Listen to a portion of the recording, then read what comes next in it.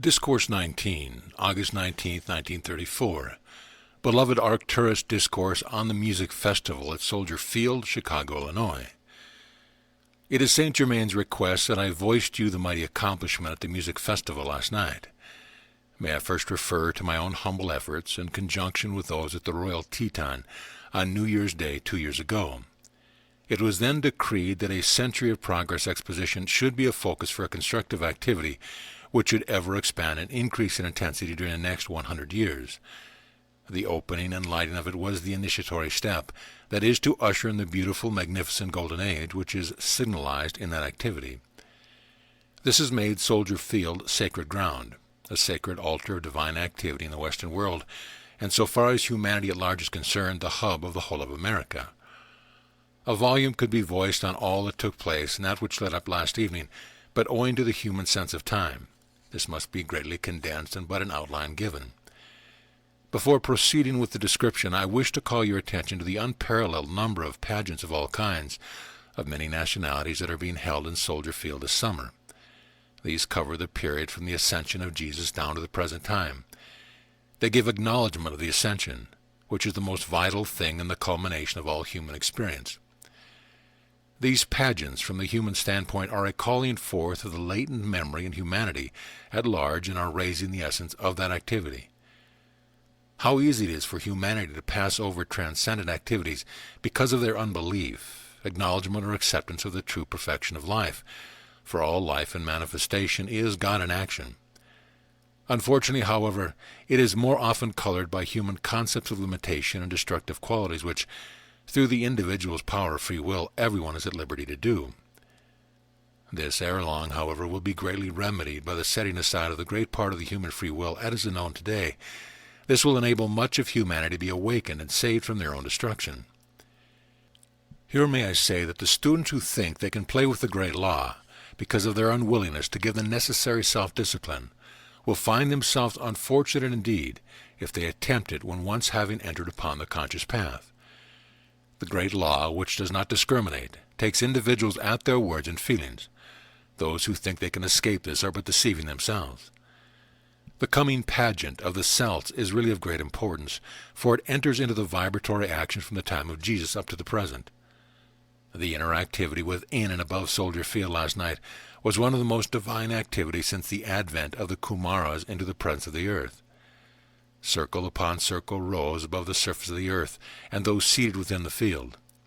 The first circle was formed by the members of the Great White Brotherhood in their golden robes, being those whose outer forms have not yet made the ascension. Next came the ascended host of masters who have made the ascension. Then came the angel Devas and 7 of the cherubim. The circle above them contained 4 of the gods of the mountains, 3 of whom you know, the others you shall know. Around these were the archangels, of whom the archangel Michael was the director. Surrounding the core of light within the center of the field, extending for 200 feet within the earth and to 5,000 feet above, were Saint Germain, Jesus, the tall master from Venus, the great divine director. They were the dispensers of the mighty currents of energy sent to all parts of the earth to do their work with no uncertainty. During the singing of the holy city, the divine pattern of which is to become the holy city upon earth, was lowered into its position, where it shall remain until it becomes a visible, vibrant city of light to the westward. The exact position of this I may not disclose at the present time, but I assure you, it was a mighty activity which will become a mighty reality to the humanity of earth. During Mr. John Charles Thomas' solos, the great vibratory action was taken up and re-echoed by a great, majestic celestial chorus, whose radiance poured forth over America like a glistening shower of light to consume and bless. During the singing of the Hallelujah chorus, the entire activity was turned over to the direct dispensation of Jesus himself. I wish to assure you that the set pieces in color were not just a human idea, but those responsible for their presence were inspired by the ascended masters, principally Saint Germain, in order to establish their renewed, powerful activity, which was intensified 1,000-fold or more to again act within the life, the soul, the light from the heart to the periphery of America and the world. The representation of signing the Declaration of Independence was to bring forth the conscious attention of the earth, and especially America, its unparalleled activity upon the earth, and to call it to the attention of the people of America, that they might hold close to and stand by the original Constitution of the United States, which was and is a divine creation, until such a time as the complete ascended master Constitution of the United States of America shall come forth, as the advance of the Golden Age proceeds. The golden eagle and the shield represent the height of divine protection for America, again reestablished. The bell of liberty and the power color of blue represents the glorious liberty and freedom forever for America and the earth from all human selfishness, the instigator of which in every case is private profit, and the cause has been the same throughout the ages. The four powerful blue rays that formed a canopy over the field, thought to be ordinary by the mass of humanity, represented a four-dimensional activity brought into visibility upon earth. And if it be necessary for the protection of America, the jewel in the heart of God, then that blazing light as of 1,000 suns shall descend upon earth and consume all human inharmony and selfishness from the planet. The fan of pink light at the beginning was qualified to serve in the entire activity, and the great love star stood above all, shedding its rays through the tier above tier of great beings. I congratulate you and this good brother and those many students of our beloved Saint Germain, and I thank you for all your earnest, sincere work in behalf of the freedom of America.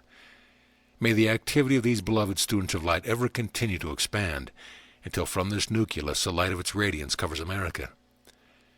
I also congratulate our beloved Saint Germain for his great accomplishment in establishing this nucleus and focus in America, and for his wonderful love, his light, his work for America for nearly 200 years, which ere long will begin to bear fruit of such perfect kind as is not seen heretofore in any civilization. I bow in acknowledgment of his great love, wisdom, and strength. I congratulate you, my beloved sister and brother, for your love, steadfastness, patience, and activity for the students that have been and those that are to follow. Ever know that I am the only acting presence, and you will find that all activity will conform to the perfection of that presence. I bid you adieu, but not goodbye. Arcturus.